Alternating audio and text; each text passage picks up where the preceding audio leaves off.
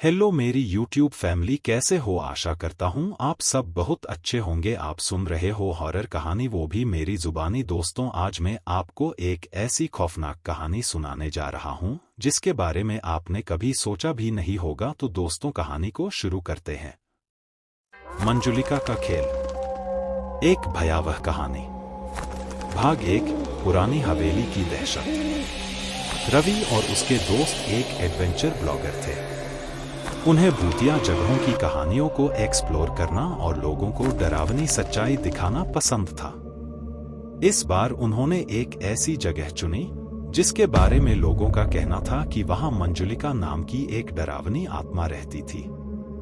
वह हवेली सालों से वीरान पड़ी थी, लेकिन वहां से अक्सर अजीबोगरीब चीखें और पायल की आवाजें आती थी। रवि के दोस्तों करण, सिया और अर्जुन ने पहले तो मना किया, लेकिन जब रवि ने कहा कि इससे उनका चैनल वायरल हो सकता है तो वे मान गए। उन्होंने अपने कैमरे और टॉर्च उठाए और उस हवेली की ओर बढ़ चले। भाग 2। हवेली का रहस्य। हवेली बहुत ही डरावनी थी। अंदर घुसते ही उनकी सांसें थम गईं। हर जगह धूल और मकड़ियों के जाले थे।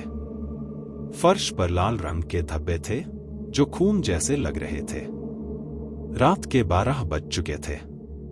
जैसे ही उन्होंने अपना कैमरा ऑन किया, हवेली में हलचल शुरू हो गई।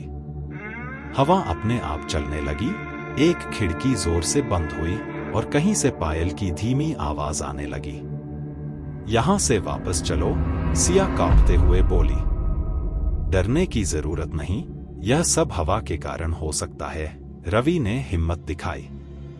लेकिन तभी करण की टॉर्च झपकने लगी और अचानक बंद हो गई। अर्जुन ने मोबाइल का टॉर्च जलाया, लेकिन उसमें भी अजीब गड़बड़ हो गई। तभी उन्हें सीढ़ियों पर सफेद साड़ी में एक परछाई दिखी। भाग 3। मंजुलिका का प्रकट होना। वह परछाई धीरे धीरे उनकी तरफ बढ़ने लगी। उसके पायल की आवाज अब तेज हो गई थी। सबके शरीर में सिरहन दौड़ गई। कौन हो तुम? रवि ने हिम्मत जुटाकर पूछा। परछाई ने कोई जवाब नहीं दिया, बल्कि हवा में झूलने लगी। फिर अचानक वह गायब हो गई। अर्जुन ने फुसफुसाते हुए कहा, हमें यहां से निकल जाना चाहिए। लेकिन तभी एक जोरदार ठहाका गूंजा और कमरे की खिड़कियां अपने आप खुलने बंद होने लगीं। भाग 4। खौफनाक अतीत। सिया कांपती आवाज में बोली, हमने मंजुलिका की कहानी सुनी थी, लेकिन यह सच होगी सोचा नहीं था। कहते हैं कि यह एक नर्तकी थी जिसे इस हवेली के मालिक ने बेवजह मार डाला था। उसकी आत्मा बदला लेने के लिए आज भी भटक रही है। रवि को यह सब अजीब तो लग रहा था, लेकिन उसे लगा कि शायद कोई मजाक कर रहा है। तभी एक ठंडी हवा का झोंका आया और सिया के कानों में किसी ने धीरे से कहा, तुम यहां से बचकर नहीं जा पाओगे। सिया ने डर से चीख मार दी। करण ने इधर उधर देखा, लेकिन वहां कोई नहीं था। भाग 5। मौत का खेल शुरू। रवि ने कैमरे को देखते हुए कहा, अगर ये सच में मंजुलिका है तो हमें इसका सामना करना होगा। वह जैसे ही आगे बढ़ा, अचानक सिया हवा में उठने लगी, जैसे किसी ने उसे पकड़ लिया हो। वह चीख रही थी, लेकिन किसी की पकड़ से बच नहीं पा रही थी। तभी दीवार पर खून से लिखा हुआ दिखा, जो मेरी दुनिया में आया वह जिंदा नहीं लौटेगा। अब सबकी हालत खराब हो गई थी।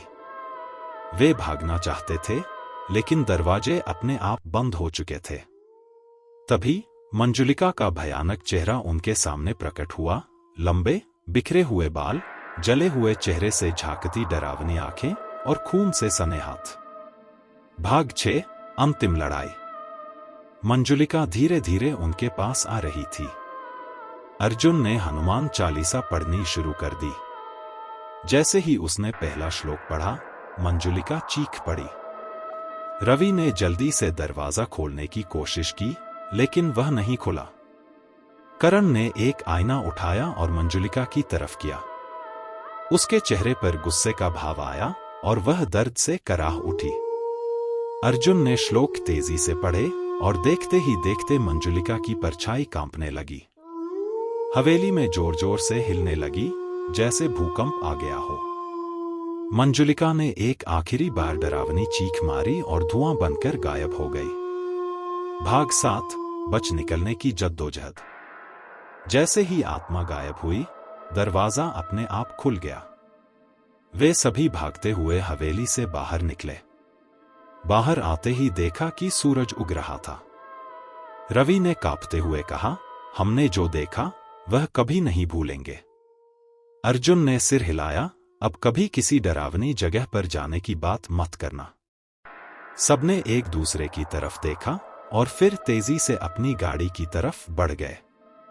लेकिन जैसे ही उन्होंने गाड़ी स्टार्ट की, पीछे से वही पायल की आवाज फिर से सुनाई दी, तुम वापस आओगे, मुझे पता है।